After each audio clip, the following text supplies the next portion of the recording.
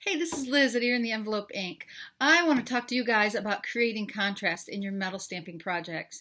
A few years ago, I found out that by using a Sharpie marker, an industrial Sharpie marker, on your pieces of aluminum and then baking it at 260 degrees for 1 hour, it will set the marker just like car paint.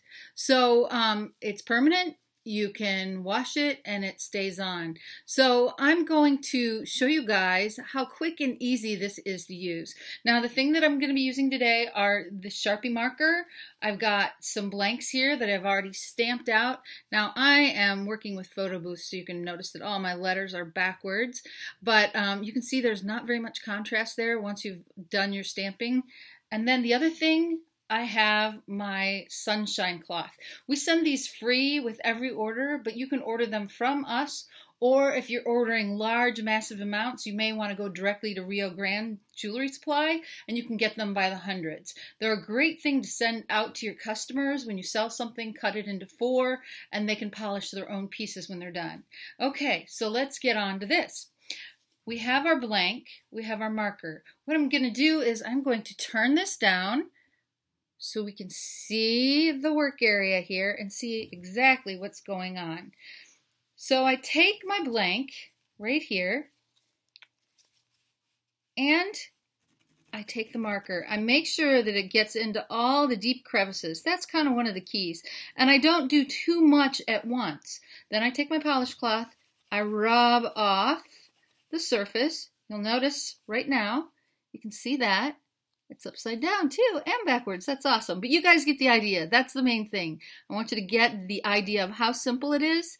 So then we're going to move over to the other little parts. You just kind of go a section at a time. So I'll go back here again, do another section, buff it off while it's still wet. That's the key. While it's still damp, you want to buff that off. It stays in the deep crevice area. You can notice that, but it polishes out on the upper area. Now, I know in a blog before I had suggested that you use alcohol, but I consistently had customers and students in my classes would take off too much. So with this method, using your polish cloth, you never take off too much. It's still left there. Now, you may have some kinds of texture on this. You can notice there's kind of a wave texture. Just same idea, going in there, back and forth, right in those deep crevices. Now come over, buff,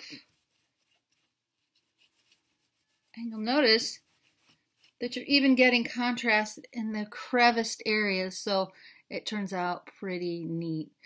So that's pretty much it. I know it sounds pretty easy. After you've done that, remember 260 degrees in your oven for 1 hour. I usually just let it cool. I try not to do anything while it's still warm. Not sure if it makes a difference, but I just play it safe. Hey, have a great day and enjoy creating. Talk to you later. Bye.